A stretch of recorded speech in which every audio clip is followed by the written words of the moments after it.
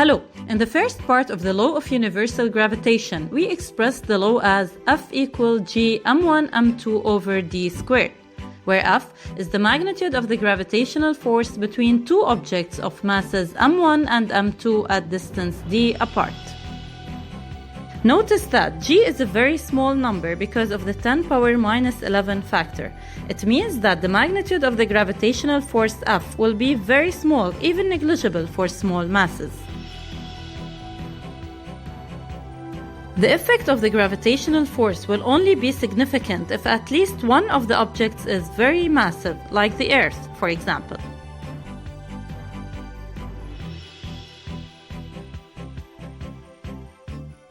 The gravitational interaction also appears between Earth of center O and mass m, and astronaut of mass m located at distance r from the center of the Earth.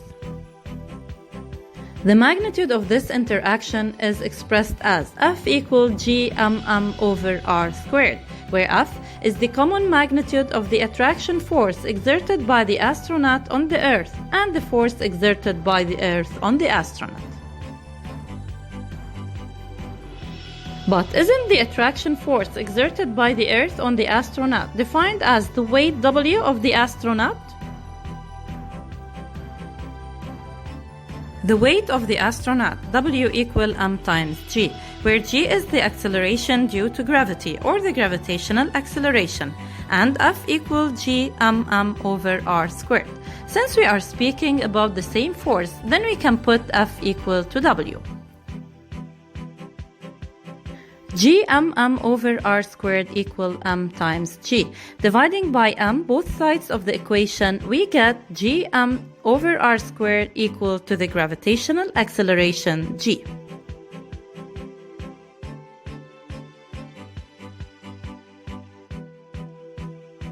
This important equation shows us that the value of the gravitational acceleration g depends only on r, as the universal gravitation constant and the mass of the Earth are constants. So g depends only on the location or the altitude.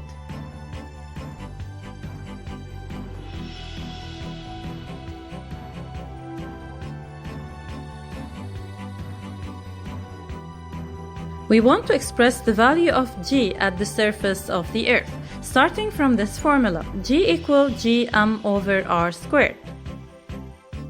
When the astronaut is at the surface of the Earth, g will be called g0, and the distance r between the center of the Earth and the center of the astronaut could be approximated as the radius r of the Earth.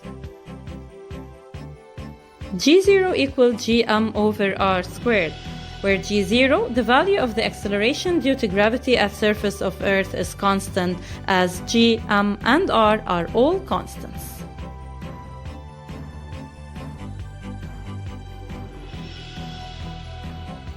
To find the value of the acceleration due to gravity, or simply the gravity g at altitude h, we start from the same equation, g equal gm over r squared.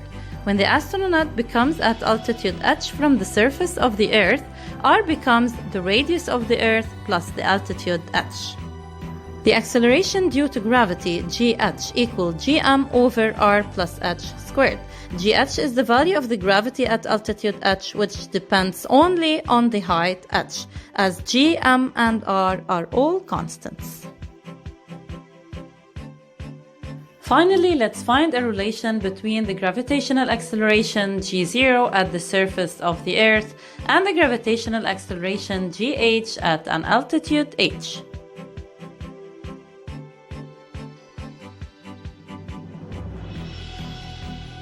gh equal g0 times r squared over r plus h squared. This relation could be used to find the value of the gravitational acceleration at any given altitude.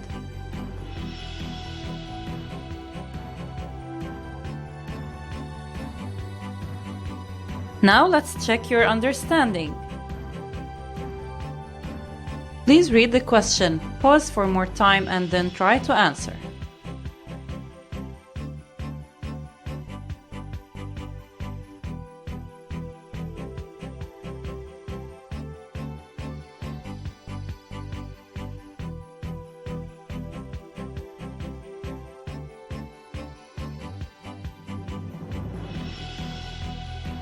We reached the end of part 2 of the law of universal gravitation.